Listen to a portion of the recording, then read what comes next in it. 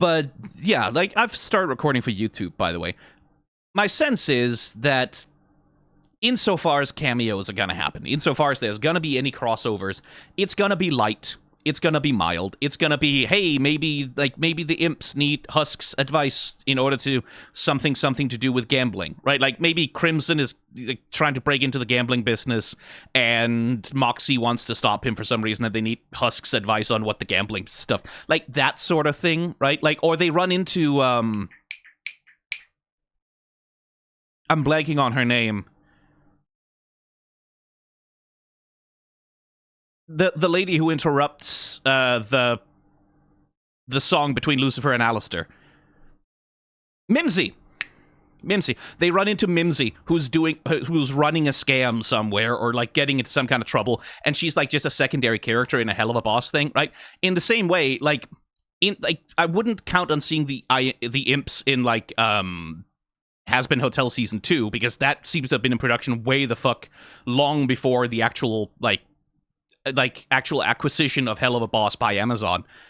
But Season 3, maybe, like, there's a thing where, like, someone needs someone on Earth killed, and Blitz and the gang are the ones that they contract to do it, right? Like, I could definitely imagine the V's using the imps as contract killers for something. Right, so that's entirely plausible. I don't think there's going to be broader crossovers, though. Anyway, that's not what we're here to talk about. There's a new short. It's 6 minutes long, and I've stayed away from a lot of other reactions, but so far I've seen the response to it be positive. And apparently, it's not just an extended setup for an incest joke this time. So that's encouraging. So let's see what it actually is.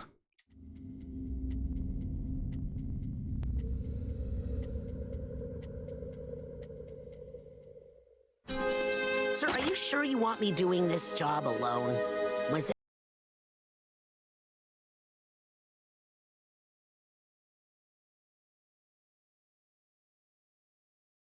Okay, so we're doing anti-Italian racism this time. Okay.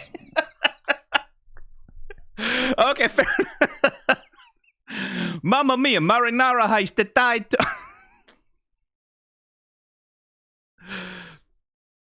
It's Paulie Paisano, aka the Gabagool Tool. He's from New Jersey.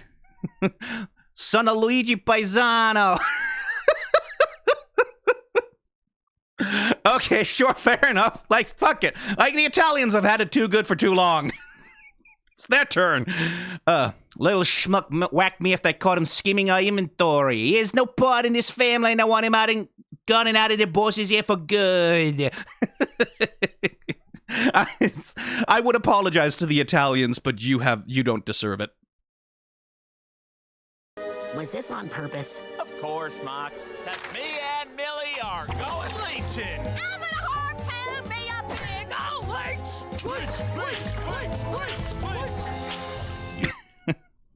That's sweet. I do also want to call out, like, we talk about, like, production a lot on this channel, but it's like, I do appreciate the effort of going to, like, creating this whole background and this, like, ship asset and, like, animating this lovely little bit of water animation on the whole thing, like, for what is essentially a throwaway gag at the start of the episode. Asset creation over the course of, like, an animated show is always one of those things where, like, you want to reuse as much as you can. You want to, like, not have to sink extra money and time and effort into creating new assets if you can avoid it.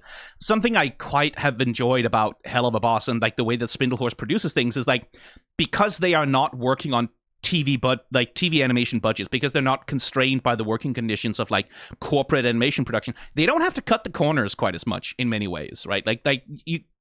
It shows up sometimes in little things, like just how much fucking, like, the lighting and the fucking like all the compositing and lighting and, like, the asset creation and the costumes and all the shit that just went into this, like, little completely incidental throwaway gag. It's like, yeah, it's nice, like, that they just get to make that look really nice, right? Because, like, if you wanted to do this the cheaper way, right, you would just have the voiceover and then like a photograph of like "wish you were here" of the two of them on like a fishing boat rather than like actually fully animating a scene. It's like a little thing, but I do appreciate it. I also like just good animation as usual, but Millie especially I quite like. Like, I'm gonna harpoon me a big ol' leech. It's that thing that the Hell of a Boss animators like to do, which are those subtle head rotations. Which, like, it's certainly, I think it's a little bit easier on Millie because her head is just essentially kind of a water balloon. Like, for most angles, it's like this very round thing that you can manipulate quite freely. And you can see that they're doing a lot of squashing and stretching as they're manipulating around. Somewhat different from, like, Blitz's head, for example, which has, like, a little bit more geometric weirdness to it. But I like that little head shake. I'm gonna harpoon me a big old leech.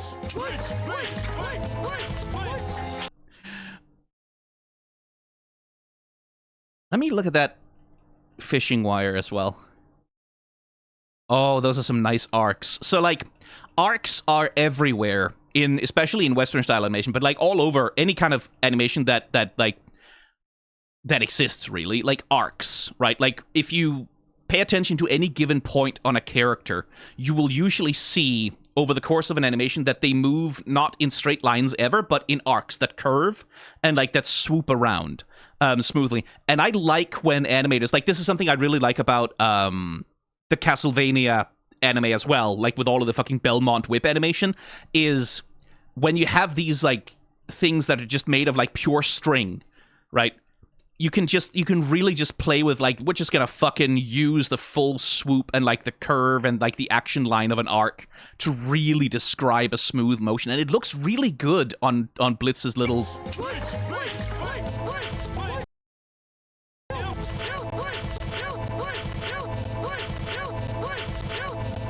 You leech. It looks really good on Blitz's silly little waving animation here as well. Like the addition of like the curving from the fishing line. You see how much that like really sort of gives the waving of the fishing, like the fishing rod, like a lot of swoop and like speed to it. It's like, it's very nice. You disobeyed me. You disrespected me. And now one of my most trusted confidants is dead. I don't know where I went wrong in raising you. Tommy Two Holes was a rat. You gotta believe me. I did what I had to do. For you. For this family. Don't give me that shit, Paulie. You never gave a fettuccine fuck about this family. Oh, they're just having fun with it. A fettuccine fuck about this family. Fully with the fucking right. Fuck. Fully with the spit on the F, right, on the fuck. And again, remarkably detailed animation on that spit. Just like, look. Right? It's not just an instant little bloik. It's like, that he hawked a fucking Luger there. Like, walk.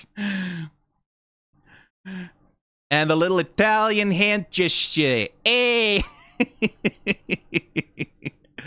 Sharp fingers on that man, I will say. Like, who's his manicurist? Fuck about this family. I give you everything, and this is what I get in return. Get out of my sight. So I think I see the shape of this is like, oh, it's mobsters, and there's a dad-son conflict, and Moxxie's about to have some feelings about that. Gee. Fuck! Fuck! Oh, great scary angel on the wall. I'm Catholic as... And, like, the fucking character design, too. It's so... I do, like... There's a funny thing about Hello Boss. Like, in many ways, the show is surprisingly subtle about certain things. Like, it is surprisingly willing to let the audience intuit and let the audience, like, try and, like figure... Especially, like, when it comes to, like, the emotional beats between characters and shit like that, right? It is oddly willing to allow for a certain level of subtlety and trust in the audience, and then other times it's just like, I'm hitting you over the head with a point! Dong! Over the head with a point! Dong! Cause, like, look at him. Look at this little shit. Like, come the fuck on, man. Like, come on! Do I have to say it? Do I have to spell it out? His character design is deeply reflective of Moxxie, right? Like, again, this thing of, like, drawing. And now the question, of course, is, to what extent are they going to try and pull the rug on that one, right? Like, to what extent are they going to make Moxxie sympathize, and to what extent are they going to make Moxxie take out his self-hatred on this little schmuck? I'm Catholic or something? I'm beseeching yous and all that junk. I needs to be free of my father.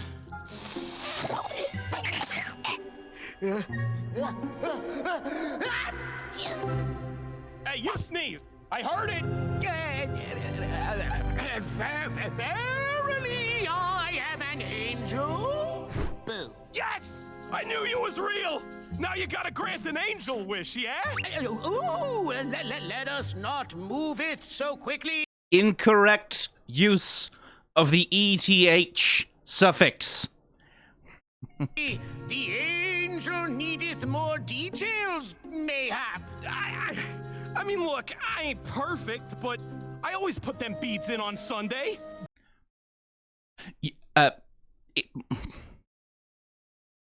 Put them beats what?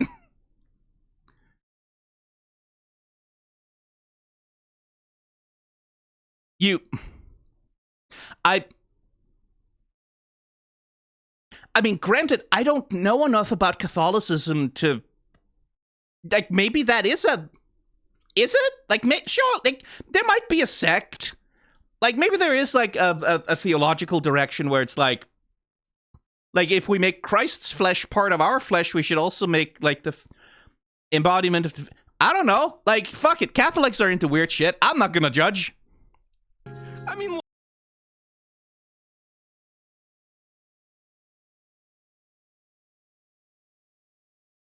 You gotta grant an angel wish, yeah? The little puppy dog eyes just for a second. real. Now you gotta grant an angel wish, yeah?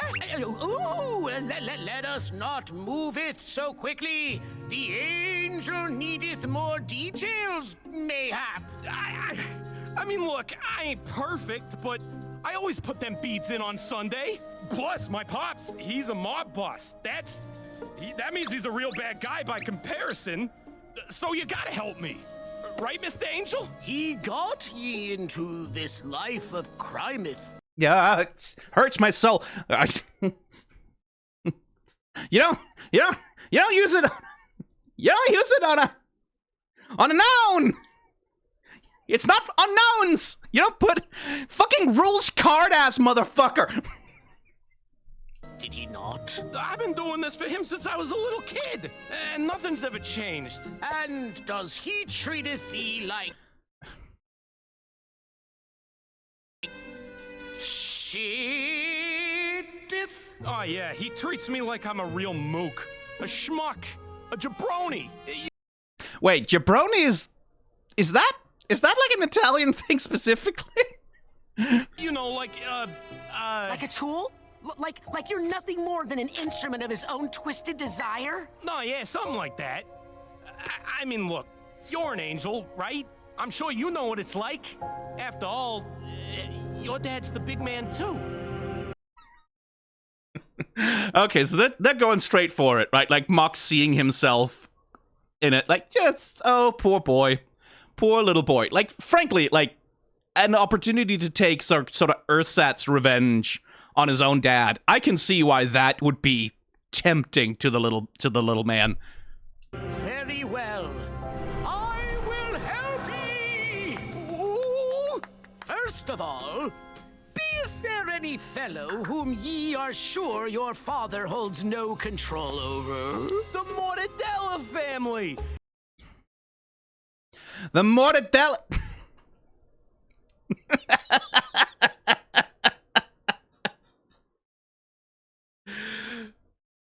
Okay, sure.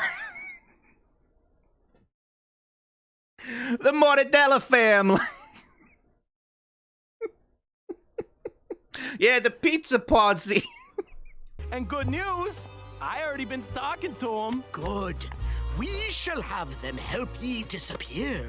Nobody looketh for a dead man. All right. He's explaining his dilemma, saying he wants to fake his death and escape. And there... Oh, crumbs! Crumbs! What the fuck was that? I swear to God, if I find out... I swear the scriptwriters... Like, I swear... I cannot... This has... They must have been playing Deltarune, right? They must have been. They must have been.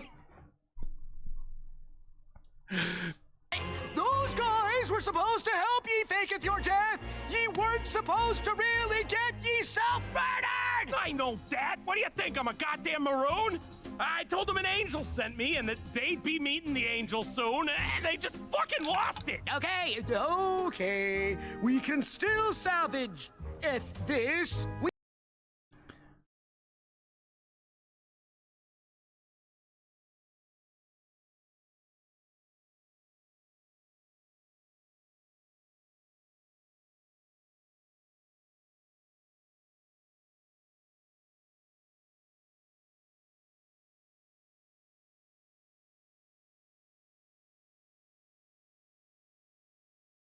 You know, it's just...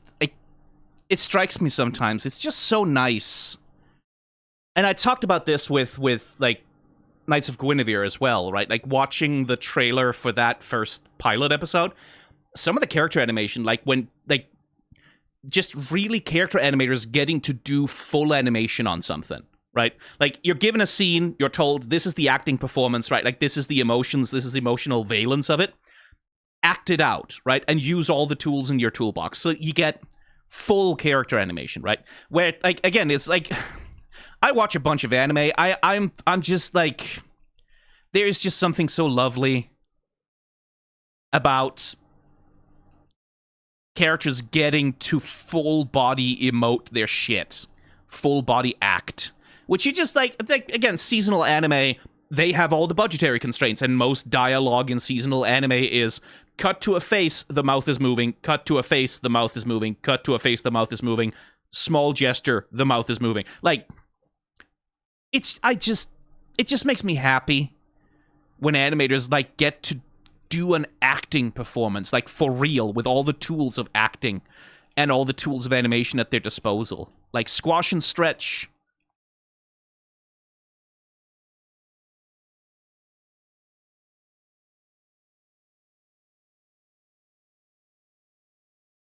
Lovely hand gestures, changes in body position, extreme key poses. It's just nice, man. It really is, like, fucking... I will say, like...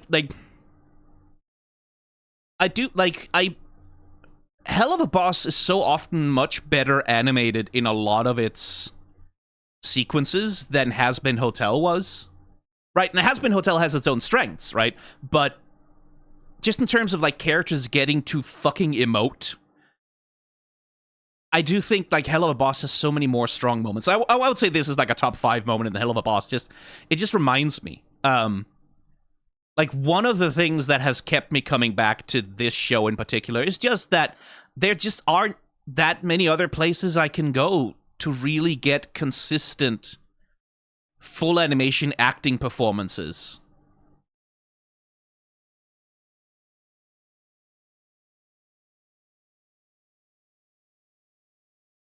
From, like, animation anymore. Like, there just aren't that many, like, outside of feature films, right? And outside of, like higher budget, like, it's rare. And, like, it is the kind of thing, like, scenes like this level of character animation is, like, you can see the legacy of Cartoon Network in it, right? Like, this particular approach to, like, posing to extremity, like, it's very Cartoon Network, it's very Nickelodeon, like, it's very, like, that particular era, like, the height of, like, no surprise, like, I've talked about this before, there's so much Invader Zim in the visual style of Hell of a Boss in many places, right? Like, and in, like, the approach to posing and framing of things and stuff. I don't know, man. It just makes me happy. It just makes me happy. I just enjoy it. Just animation nerd pleasure. I know that. What do you think? I'm a goddamn maroon? Like this little thing, right? What do you think? Lovely animation smear. That. You see that little... You think I'm a goddamn maroon?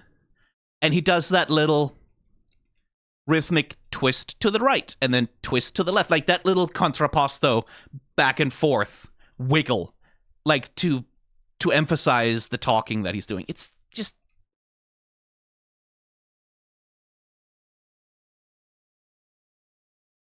It's lovely.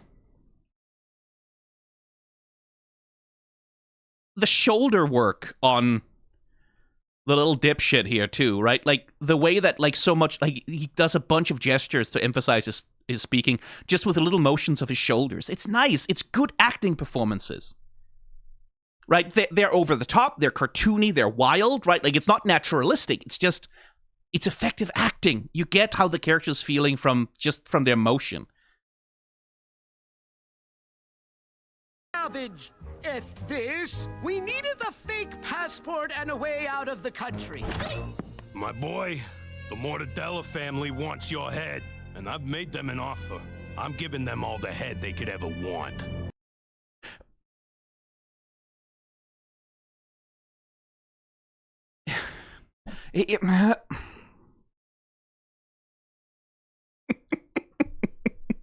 I appreciate, like, between this and the beads, I'm just appreciating, like, the mobsters who keep making unintentional gay jokes. Mine. What? Polly, my son, the seed of my salami. I know I've been hard on you, but it's because I needed you to be ready for the day that is about to come. Listen to me, boy. I love... The twist being that he's actually a really good dad, and the kid is actually just kind of a fuck-up who deserves to die, I guess. And again, like, just... Not exact... Like, it's not the fucking Godfather, right? It's not Marlon Brando in terms of acting performance, but there is acting performance where they're using the whole face of the character to express feelings. And, of course, the little, the Italian hand gesture. For the day that is about to come. Listen to me, boy. I love you more than anything in this world. Family is everything. I know you've never... I like the, again, I like the little subtlety on the reaction here, right? That it's very little. It's just a slight change in mouth posture. A little bit on the eyes and eyebrows. Everything. I know you've never understood that, but I need you to now. Take care of your mother for me. Is that how it should have been? Oh, this is great. Hey, Angel Guy, say fuck ass or whatever.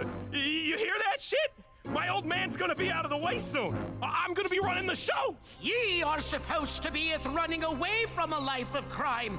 We made it an angel deal. Ah, we never said anything like that. I thought I was just laying low while you whacked him off. The mobsters that keep making gay jokes, eh? I do love the idea of a whole mobster family, right? It's like, why is everyone going around saying we gay? Hey, I'm just out there with my boys beating off on a Sunday afternoon. What do you mean beating off? Yeah, we're beating off like we're beating like the little balls with the tennis bats and stuff. Sleep with him till he smells like the fish, killed him. Ooh, very Gargoyles, very Batman, the animated series. I like this. And I do like also little things in the cinematography, right? Like, Moxxie is a demon, technically. He's hiding behind, like, the image of an angel, right? He's in the shadow of the angel. Moxxie is trying to be the angel to this boy, right? Like, he's trying to be the angel that he never had, right? Like, oh, this boy is in the thrall of an abusive father. Much like my father was an abusive piece of shit. I'm gonna try and be his angels. I'm gonna try and help him. Doesn't work because the guy's a fucking schmuck, right? But then there's the dark side of that. Like, he's in the angel shadow. He's actually a demon. And that's interesting. What are they going to do with that? This is just, hang on. Let me just, that's a wallpaper right there, though. That's a wallpaper right there. I can be your angel or you are a devil. That's a really, like, the fucking use of the dramatic edge lighting against, like, everything else has this relatively soft, like, it's cel-shaded, right? But there is, like, a softness of, like, these color gradients into the shadows, right? Everything else is soft, and then here, Moxxie hearing this, oh, no. It's stark. It's black and white, right? Like, not white exactly, but it's, very effective, like, contrasting of the lighting on Moxxie with, like, the softer lighting in the room. It's just good cinematography, frankly. Killed his ass. We have angered the angel!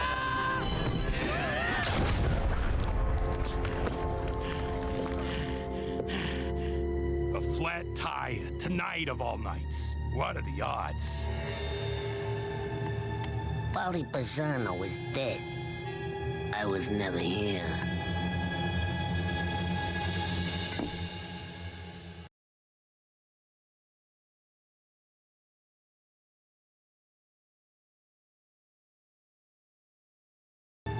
Bobby Bazzano was dead. I was never here.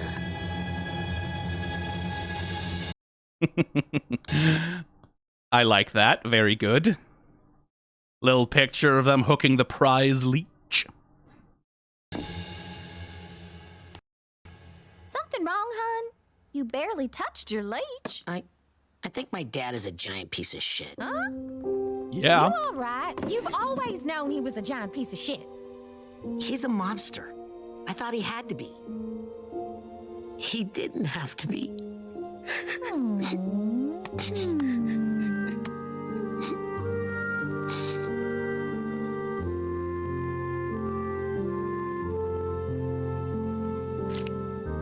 You know, that does look really good, though.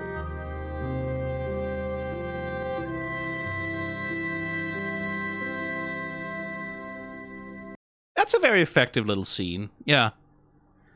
I like that. I like that. Also, just the way that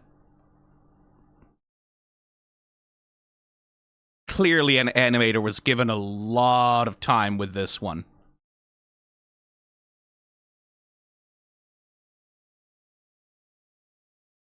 Again, those, like, I keep harping on them. I just love the little subtle head twists, like that one there, right? The way that he raises his chin a little bit to the side, up. That he had to be. And then the settle.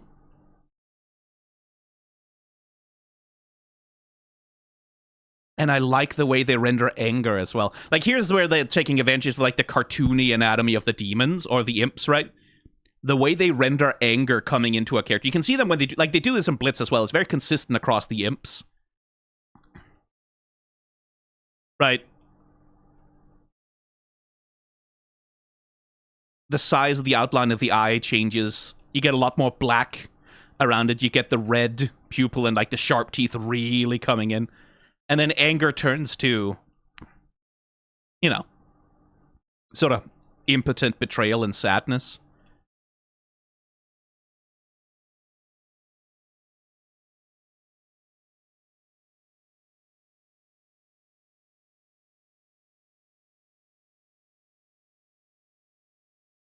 And then, interestingly, right, they pull back from it here.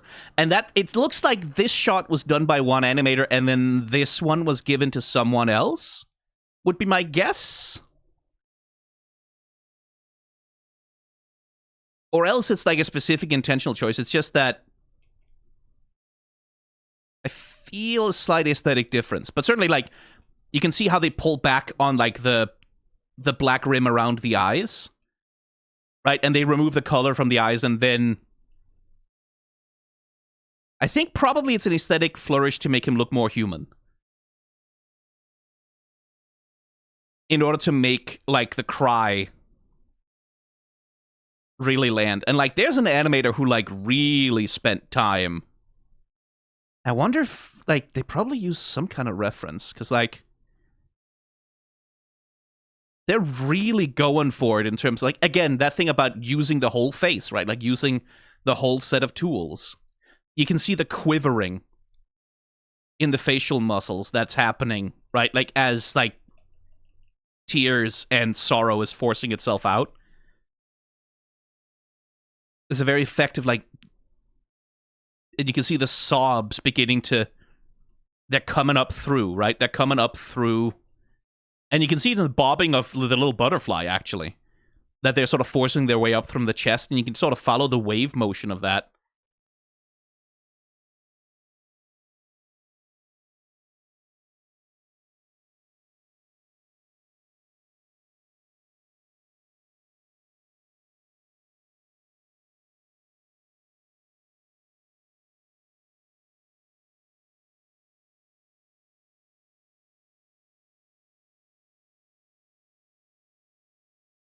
And that little fucking gesture as well. As he sinks into Millie's arms, right? You can see him finding safety there. And comfort. And you can see that, again, it's just acting. It's just physical acting, no saying it. Right? No, I'm so glad you're here, like, I feel safe with you. You can just see it in the way that what they're just about to do with his shoulders. Right? That sigh. And you can see the tension goes out of him, right? Like, there's so much tension here because he has all this emotionality, and this is where he where he can rest into it rather than just, like, clenching onto it. That's a really, really good gesture. And it's all in the motion of that. Like, the shoulder is doing a lot of the heavy lifting because that's the one that's doing, like, the anticipation and then the release of it. That's the rise, there's the anticipation, and then, like, there's the gesture, which is that full loosening release, which is even, like, in the fingers over here, right? You can even see that, like, his hand is relaxing a little bit on her shoulder, or on her side, as he's, like, breathing out and sinking into vulnerability, right? And this is fully on some Disney shit. Like, this is fully the kind of animation gesture you would see in a fucking Disney movie. I'm pretty sure, like just the level of subtlety in the animation.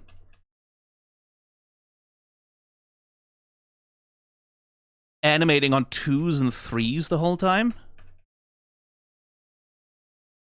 And like these, and you can see the animator use it. I feel like the animator here is using the line art, right? You can see Moxxie's horns here, even his horns. They're technically not like soft, right? Like, these are technically rigid structures that can't move. But you can even see, like, in order to really make the whole body gesture land, it's almost like the horns are taking a breath in, right? And sort of sinking down into it. Like, the animator's using the whole character to get this gesture to land. And then here we see one of the little sort of awkward adaptations that are necessary in order to animate characters as weird as the imps. It's like, yeah, how do we get Millie's head from this side of Moxxie's head to the other one? Just zoop. just instant transmission Goku. Like, just teleport to the other side in a quick frame. No one's gonna know. Little adaptations that are necessary because, like, the gesture requires them to be close. We can't have Millie rearing her head back and sort of moving it awkwardly around Moxxie's head. She just kind of needs to be there. And the gesture, like, because it goes by so fast, right? It looks natural, even though it kind of doesn't make any physical sense that she's able to do that without pulling her head back. But it doesn't matter because, like, the focus is on Moxxie's gesture here.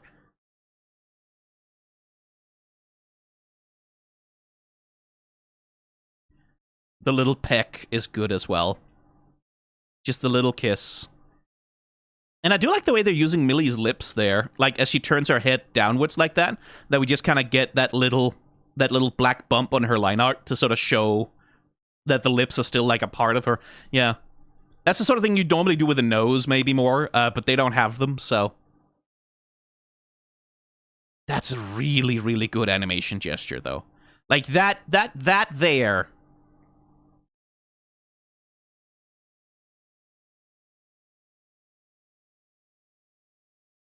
Someone spent a lot of time on that. Someone spent a lot of time making that one work. That's really good.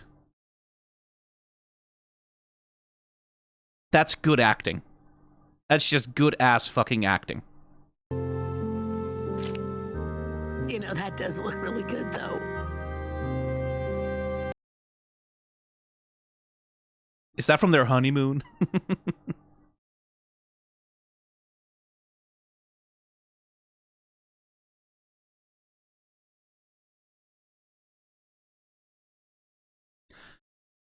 I don't know that I can parse from the silhouette who that is. Is that Sally Mae?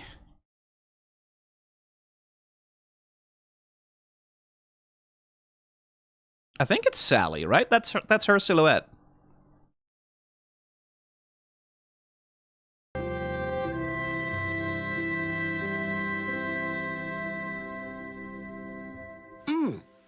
That is fucking good leech. Really? I know you're usually not too big on leech. You know, I'm usually not. But if you made this again, I wouldn't be upset. Is this the trophy leech? Nah, I'm eating trophy leech. The one I gave you is a little leaner. Let's caught that one. Really? He gave it to you. For you, actually. He said if you didn't think that was good leech, you were a lost cause. No, I'm a believer. I'm a believer. Oh my god, I knew you fucking... were going for it. Fuck you. Maybe later.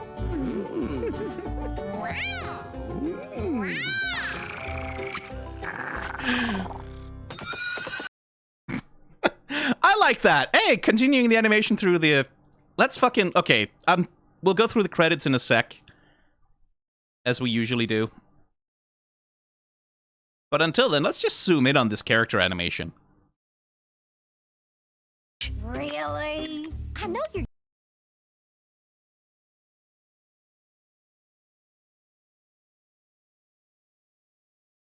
Oops. Aha! Aha! Animation mistake caught! Short ruined! Mox removes a piece of flesh from the leech before it actually is removed from the actual leech on the table? Failure! Failure, Spindle Horse! You are all frauds! I have caught you! How could Vipsy Pop do this personally? Yeah. How could Vipsy Pop personally cause this animation mistake? Oh, God. I shouldn't joke about that because someone's going to do that for real. Like, fucking somewhere out there, there's going to be a compilation of, like, animation errors and hell of a bots because of Vipsy Pop. Somewhere out there's some fucking shit like that. I shouldn't joke about it. Again, like, they're really... So this is just an ending credits gag, right? Like, which is only really supposed to play in a little window up at the top of the thing while it's happening, while the voice actors just sort of vamp a little bit of silly domestic bliss between the two of them.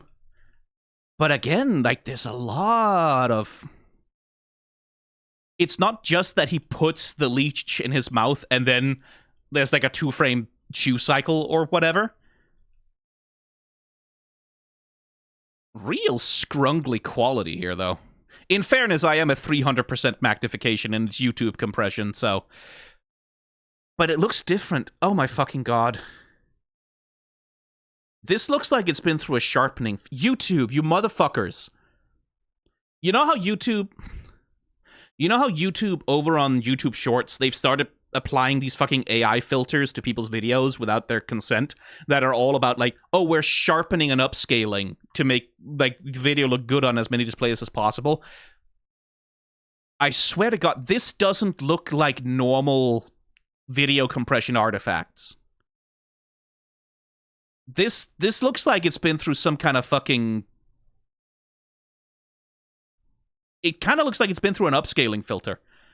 I swear to God, YouTube, if you are putting upscaling filters on people's regular videos as part of your fucking on-site video processing, Oh my fucking god. That's a conspiracy theory for now. I don't have any evidence for that. It's just the compression on this one looks weird. Would it not be on the whole video? That yes, it would.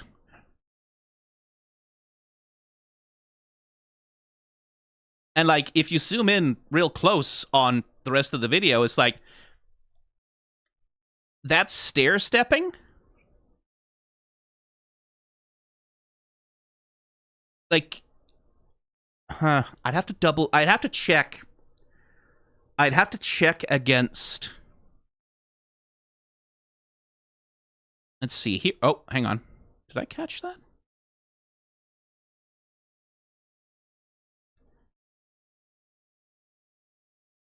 Yeah, because the color banding doesn't look the way it usually does either. Okay, I don't know. That's conspiracy theory. That I have no evidence to support that. It just, the compression on this bit looks weird. I think Spindlehorse themselves are also adding a noise filter. You can see that happening here in the background, right? Like, they have this visual noise thing that they do, right? Like, sort of TV static film grain thing that they do. I guess that's being added over top of the animation as well. That's probably the reason for the artifacts, right? Well, no, because it's not being added over it. The film grain is down here, but there's no film grain.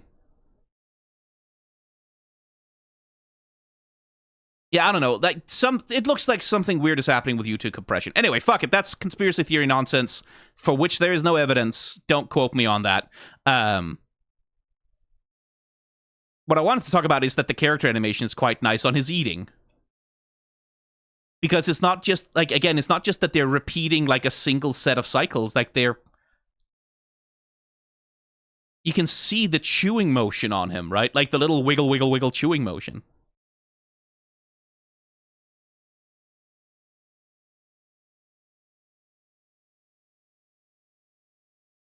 Although I will say, Moxxie, why do you hold, like, I know, like, animating a character holding a knife and fork, like, realistically is difficult, because that's like, but, like, Moxxie, you're holding a knife and fork like a 5-year-old. I'm just saying, man. Like, you don't have to grab it with your whole hand. You use your fingers to manipulate. It's a delicate tool. It's not a fucking hammer and sickle.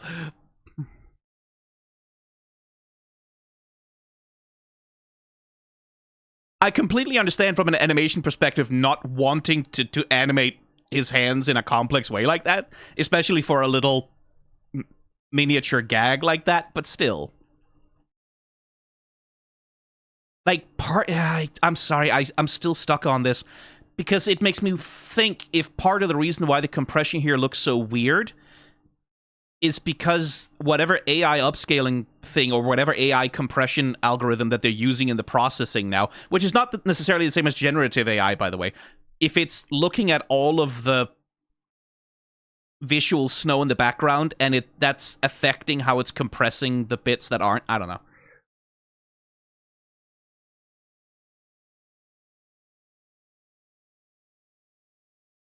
Right? It's like the visual snow is being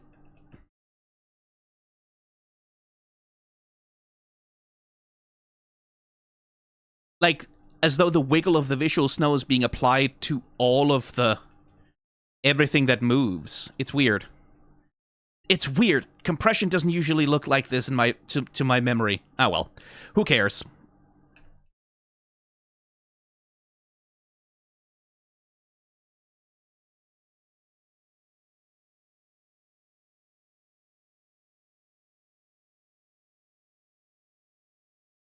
Again, little head wiggle. I appreciate the little head wiggle. Said if you didn't think that was Right, didn't think. Wiggle, wiggle. that was good late, you were a lost cause. No, I'm a believer. Head wiggle. No, no. That's a what? That's like a 1, 2, 3, 4, 5? Yeah, a little 5-frame quick. No, I'm a Quick shake. Cause. No, I'm a believer. I'm a believer. I'm a believer.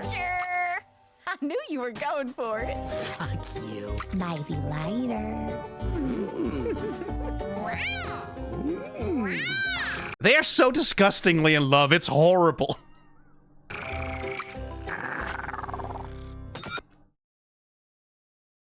Again, lovely wiggles on Millie when she's growling at him.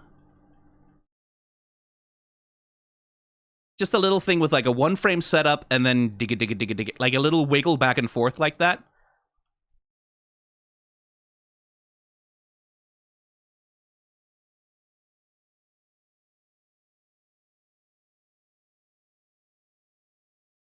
And again, the acting performances here are good. Like, you get the sense of that these two are into each other, right? Like you can see it in the animation. You don't need to hear them talking.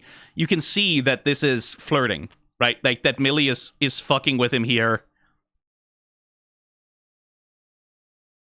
And that's, like, fucking... And it's not subtle, right? Like, it's very, like, coquettish, like, oopsie doopsie, I guess I stole your joke from you. Like, it's very... They're eye-fucking each other so hard. It's good animation, though. Cringe-ass little imp motherfuckers. Jesus Christ. Anyway, the credits. That is fucking good leech. Really? I know you're usually not too big on leech. Oh, Grace from... You know, I'm usually not.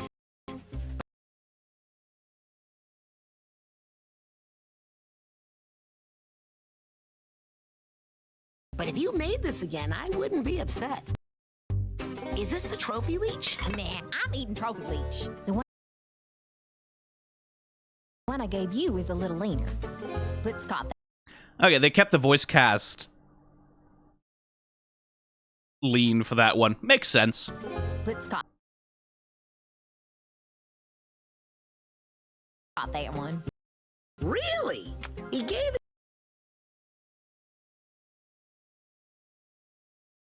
It's you.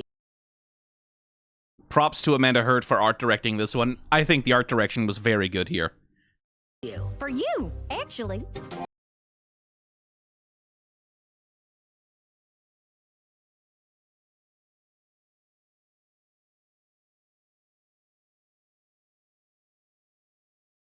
I really wonder who got... Ooh, I kind of... I should go on Blue Sky and see if the animators are posting there. I kind of want to know who got the shot of Moxxie leaning into Millie at the end. Like, who got that one? He said if you didn't think that was good... I'd love to see, like, a progress bit on that. I'd love to see, like, a version of... I want to see that go from animatic to finished shot. Like, I want to see the whole process through composition. Compositing, rather.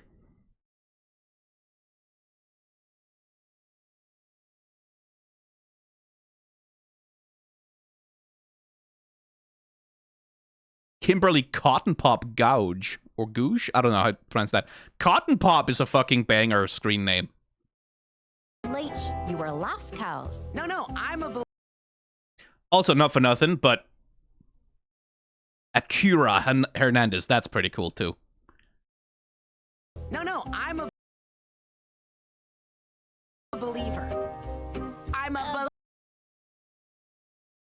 Props to the background lead and the artists, as usual. Like, high quality work all around. I do feel like Millie should have a slightly more morbid knife block. Like, it should look like a person's face or something. Leecher! I knew you...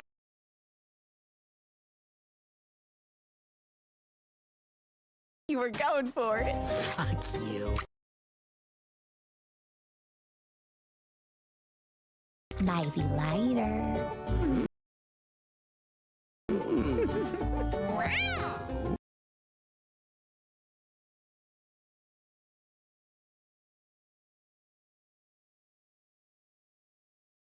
It does tickle me still that Vivienne Medrano herself is still doing video editing work on Hello Boss. I mean, I guess it makes sense, like, in terms of, like, especially if she's directing or whatever, but it's interesting if she does, like, video editing on like, episodes she doesn't directly direct. I guess it makes sense in terms of like her wanting to keep a special tone to it. Yeah, man, the fucking... I don't know. I need to look into what the fuck's happening with video compression on YouTube, because that's... something about that's fucky-wucky, but... I have no idea if it's AI upscaling. Please do not quote me on that. Please don't start conspiracy theories about that on my behalf. It just looks weird and different from how it usually looks to me. Marinara heist died. Want me doing this job alone? Poli Paisano, Luigi Pisano, the Mortadella family.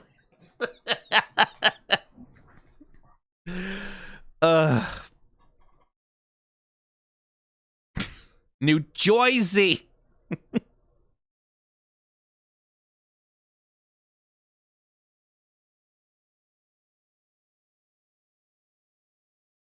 This really was a pretty darn good short. Because, like, it's a very short little... like, literally short. It's a very simple little vignette, right? Like, that tells a complete narrative arc about our character, right? Without... nothing's dragged out, right? It's not a full episode, like, emotional breakdown, but it's like... oh, yeah, no, it makes sense. Like, first of all, that Moxxie would see himself in him. And then, like, that he would have a devastating realization about, like, oh, right, like, oh, turns out, like, being a mobster doesn't compel anyone to be a piece of shit. My dad was a piece of shit because he decided to be on purpose, right? Nothing forced him to. He could have been a good father if he wanted to. Which is, like, a heartbreaking realization.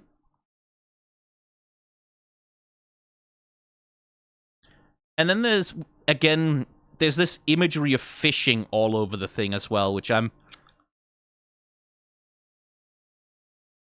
because, like, we see that on the walls of, like, everything in this fucking office is fishing and fishermen. And we open with the leech fishing. I'm not 100% sure I can parse that, though. Yeah, I mean, fishing is like a common father-son activity, but one thing to... I guess maybe that's the point, is, like, we see... pictures of fishing, which is clearly, like, the dad's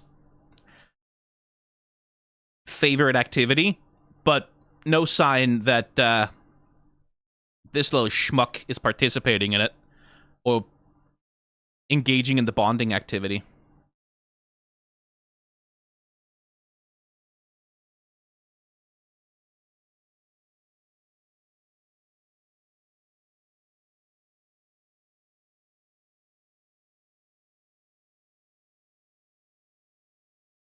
Just the shamelessness of these fucking character designs.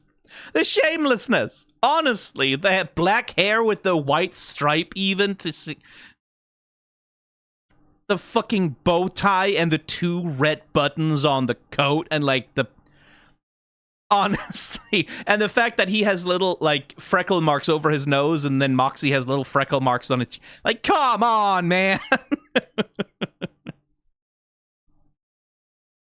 It's so shameless, but it's effective, right? Like, because you understand immediately, like, okay, Moxxie is seeing himself in this kid, right?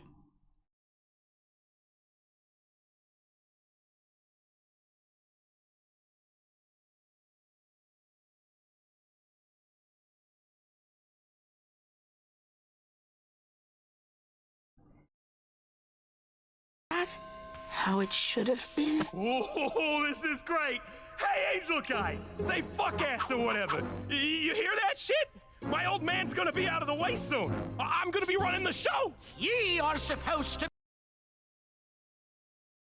That's still a badass shot. Like, the fucking Batman shot that they give him.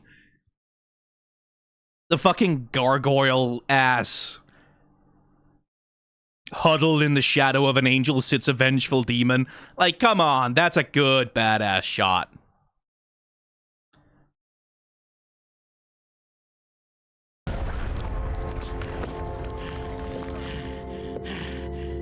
A flat tire, tonight of all nights. What are the odds? Polly Pisano was dead. I was never here. walking off into the dark. Ah, fantastic. Good moments from Mox here.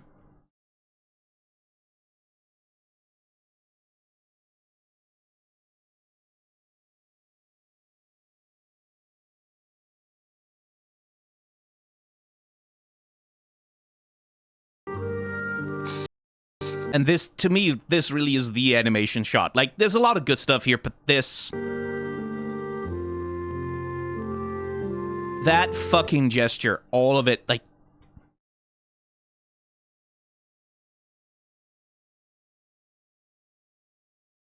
full animation, animated on 2s. Fully on that Disney shit. Beautiful handling of tension and release.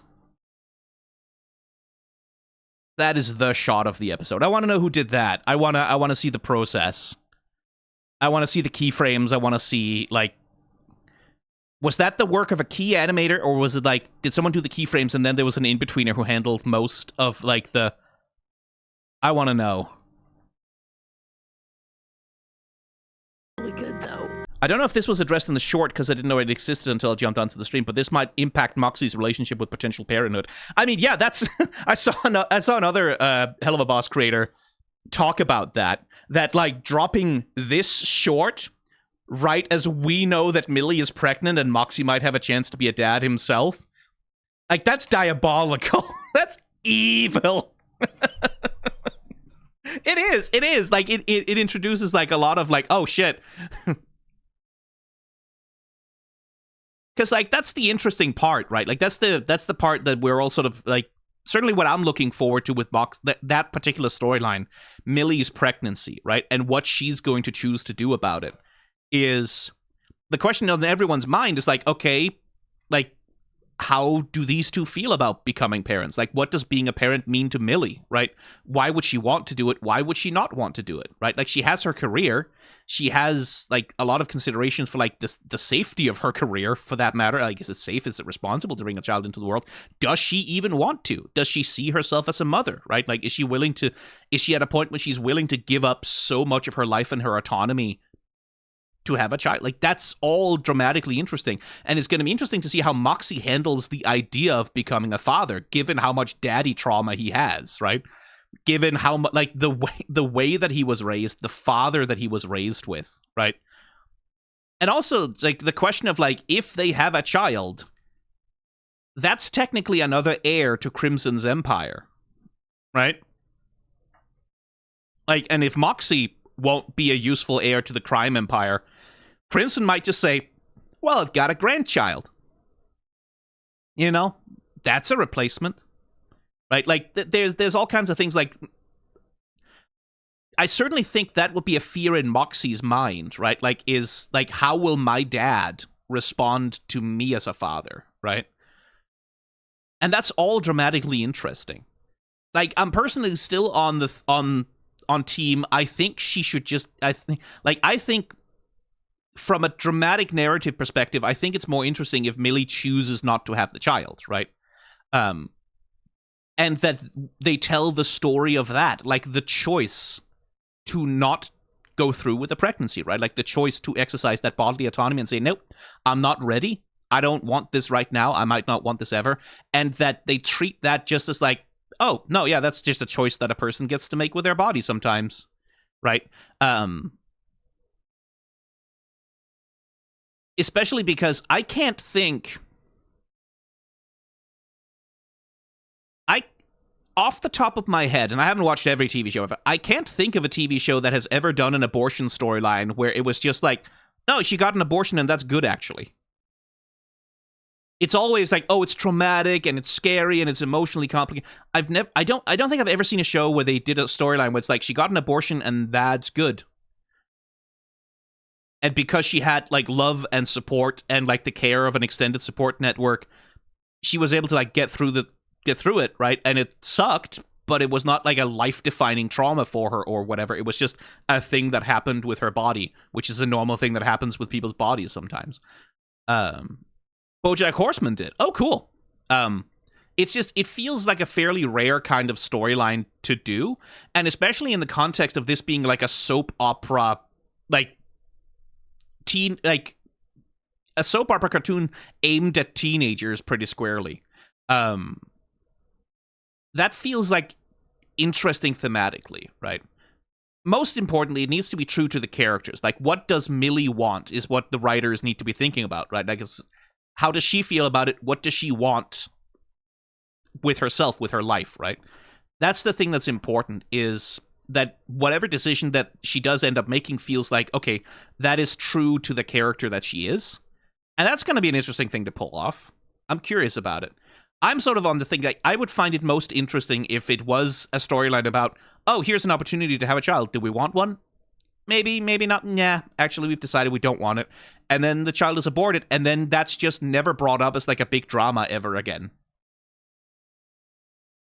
And like maybe she gets pregnant 2 seasons down the line or whatever, right? Like she could get pregnant again. It's not like if she doesn't want to have a child now, that doesn't foreclose on the possibility of a child ever, right?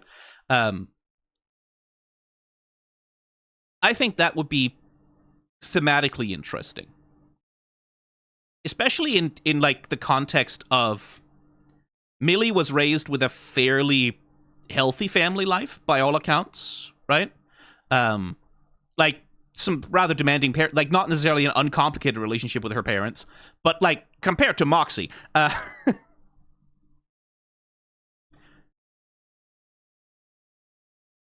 so like she wouldn't have those same parent hang-ups, right? I don't think that Moxxie does.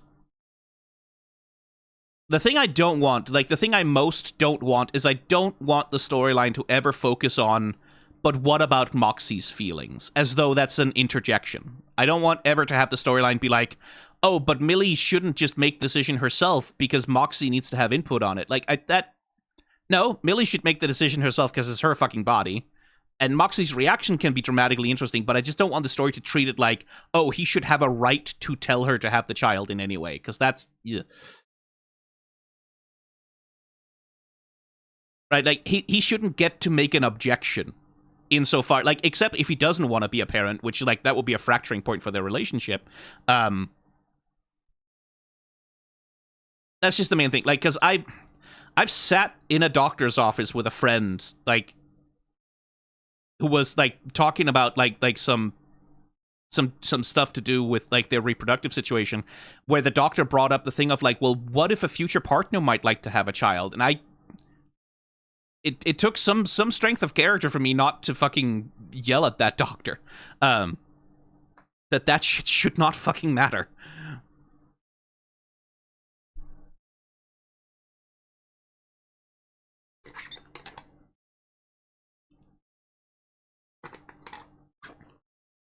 But yeah, that is, like, that... It is a little diabolical to drop a Moxxie daddy issue short while that question is hanging over the couple. But one thing I do, like, from that perspective, I do like just how much this short is also a reaffirmation that these two have a really healthy, loving, mutually supportive relationship. That Moxxie is capable of being completely vulnerable and feels safe with Millie in being vulnerable with her, right? That's like, this is not a relationship that's, like, fragile in any way, shape, or form. These two fucking love each other so fucking much.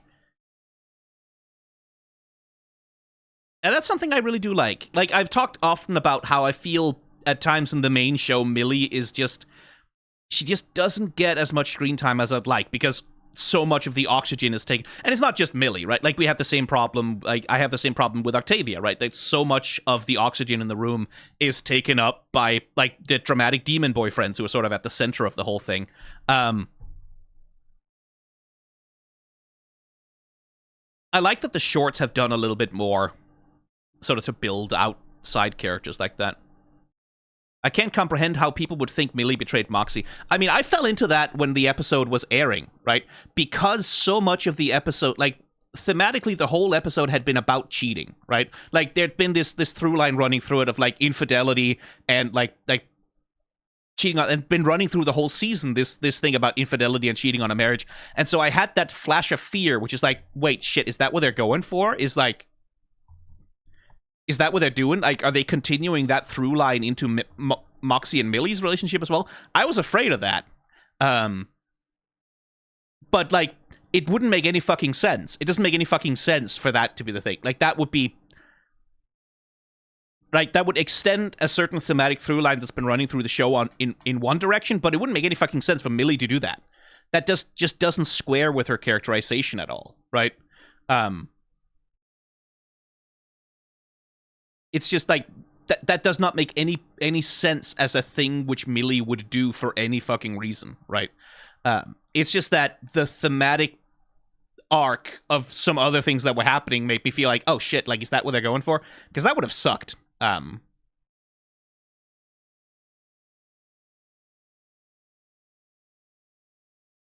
would also love to see more of Charlie and Vaggy's relationship in Hazbin. I mean, yeah, Hazbin Hotel has the problem that I've beaten that horse to death, that spindle horse to death already, but Hazbin Hotel is so compressed, right? Like, it's trying to tell so much story in 8 episodes, and there just is not room for even half of it.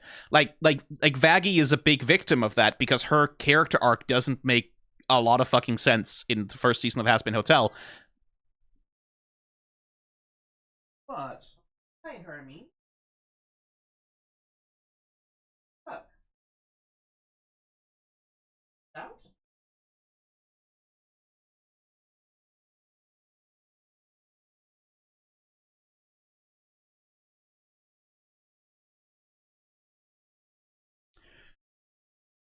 What was I talking about? Right, like, Hazbin Hotel Season 1 is so compressed. Vaggy is one of the characters who suffers badly for it, because she spends the whole season going, let's not push this too far, let's not get into a conflict with Heaven, let's pull back, let's be reasonable, let's take it slow, let's not get aggro, let's not escalate. And then her big song with Carmilla is this thing of like, Vaggy, you are so full of hate and anger, you have to let it go and fight with the power of love. And it's like, hang on, wait, what? She has never been like, she's like, what are you talking about? That's not what their story in this show has been. And it feels so much like that was a remnant of an earlier draft of her character back when they thought maybe they had more time, but they didn't, like, it just didn't get quite resolved in, like, the script editing before the show had to go into production. Like, her arc especially feels very, very compressed, very badly compressed in Hazbin Hotel Season 1. And she's not the only one, right? So Season 2 and 3, 4, like, the main thing I want from Season 2, really, for Hazbin Hotel, more episodes. Just give them the full 12, right? Give them the full 12. Hell, give them 24 episodes, right? That's never going to happen. Not in 100 million years. But, like, just give them 12. Just give them 12 episodes, please. I don't know if they're going to get that, but just give the show a little bit more space to breathe. Because Season 1 was, like, they were throwing everything at the wall in Season 1. All of it. Like, they were clearly like, we have this whole story we want to tell the whole thing. We want to tell the beginning of Charlie starting the hotel. We want to tell the dramatic story of Adam assaulting it. Like, we want to get that whole arc in there. We only have 8 episodes. Also, we want to introduce the V's. Also, we want to, like, do, like, Angel Dust's storyline. Also, we want to set up the mystery with Alistair. Also, we want to do, like, the redemption arc of Serpentius and, like, the other guests of the hotel. Also, we kind of want Cherry Bomb to be a character who matters, kind of, if she doesn't get screen time enough to... also, we want Mimsy to show up. Also, we want, like... I just want them to have more space to tell the story in Season 2. Like, if not with more episodes, then at least with more restraint. Like, since they know they have Season 2 and 3 now, like, and I think they're getting a Season 4 as well, or something, like, they know that they have more episodes to work with, right? So maybe in Season 2 they can calm the fuck down and focus on one storyline. Or, like, maybe, like, an A plot and a B plot without trying to, like, do the whole thing all at once. I don't know. Anyway, that's outside the scope of this short. The short, which was very good, and I really cannot praise this shot enough. This is just good acting. Not the world's subtlest acting, but it's just good acting. Silent, not a word needs to be said. You know exactly what he's feeling. I really can't praise this particular shot enough. And, like, a good little story. Like, a good little self-contained vignette.